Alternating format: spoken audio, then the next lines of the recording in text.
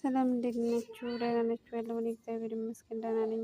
ትንሽ ወንድሜ እያወራሁት ነው። ከዛ ጠዋት ተነስቼ በጠዋት ማዘር ላገናኝ ሲለኝ እሺ ብዬው ከዛ ፊቴ እንዳለ የጉድ ነው አልታጠብኩም ስለው በዚህ ፊትሽን ማዘር ልታወሪ ያለው እንደ እናቴን አለ። ከዛ ችግር የለውም በቃ አገናኝ ብዬ ከዛ ከፀሐይ ቦታ ተነስቼ ወደዛ ሄድኩ። ለካ የእኛን ክፋት አይፈልጉም።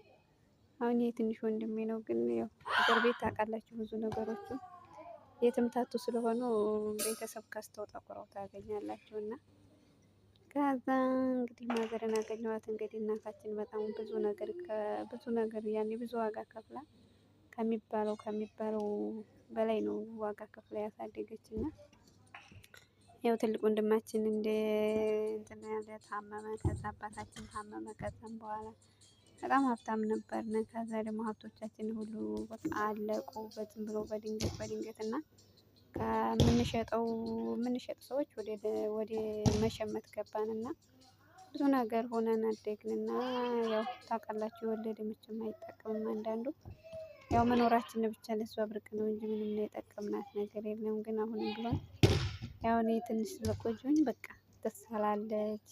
በቃ ከስሩ ቤተክርስቲያን ነው የምትሄደው እና ለምን ስላት በቃ እስኪ ነይ እንደዚህ እናድርግ እንደዚህ ምናምን ነው እና ሁሉ ነገሯ እና ይህ ቤተሰብ ነገር ብቻ በጣም ከባድ ነው እና ቤተሰቦቻችንን ይጠብቅልን እግዚአብሔር አምላክ። እንግዲህ ያሳደገ ያውቃን የወለደ ያውቃን እና የወለደ ብቻ አይደለም የእናትነትን ነገር የሚያውቁ በነገራችን ላይ ብዙ የሆነ ነው እና ቤተሰቦቻችንን ይጠብቅልን እና ብዙ አወራኋት ብቻ ያው ስለ ቆርጬው ነው እንጂ አወራኋት። እግዚአብሔር ይመስገን ብቻ እንግዲህ እግዚአብሔር የተመሰገነ ይሁን። የእህቴ ልጅ መጣ።